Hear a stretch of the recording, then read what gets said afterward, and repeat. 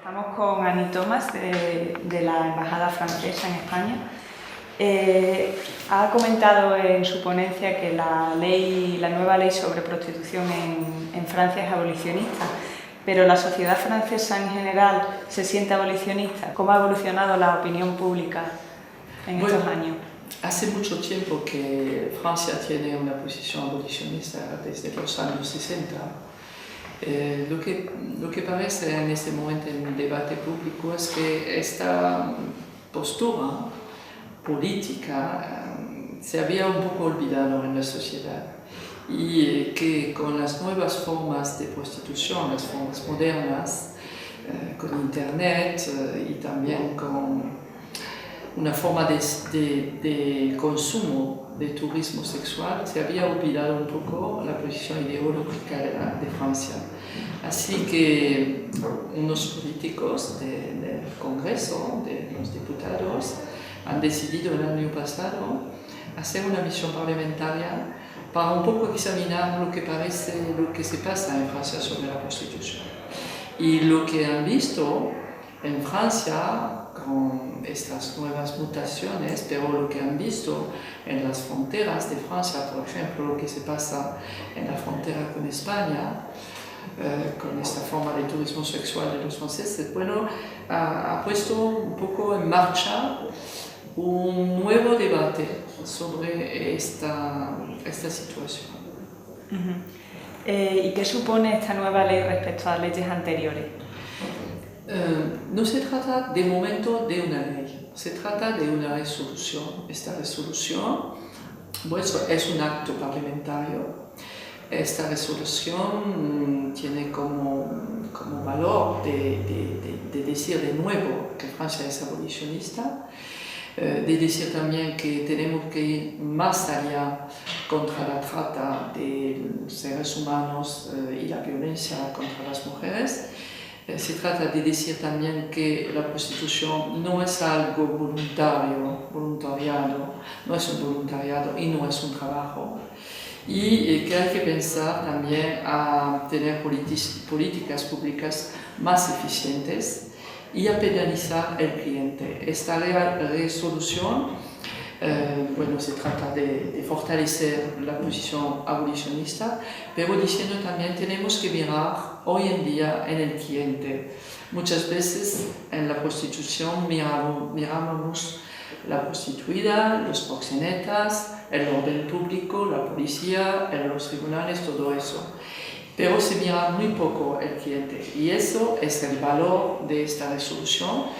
Necesitamos una nueva ley para penalizar al cliente y como tenemos elecciones en los meses que vienen en Francia, a lo mejor puede ser que esta ley sea votada. Y aparte de esas acciones penales, ¿se han puesto ya en marcha algunas acciones de políticas públicas contra la prostitución?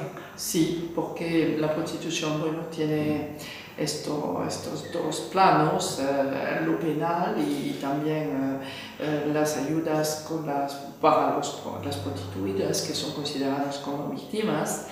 Primero, en lo penal, en lo del penal, hay una sensibilización de todas las administraciones francesas, en particular la policía y la justicia, para que trabajen muchísimo contra la trata de seres humanos y también del otro lado, del lado social, tener en los planes de igualdad del gobierno. El gobierno está acabando el tercer plan de igualdad. Tiene un capítulo para las ayudas, para las prostituidas, para que se saquen de la calle o de su apartamento para esto. ¿Piensa que esta resolución y posible ley que se va a poner en marcha en Francia es extrapolable a España? Lo que me parece es que puede ayudar a España. Nada es transparable porque cada país tiene su historia.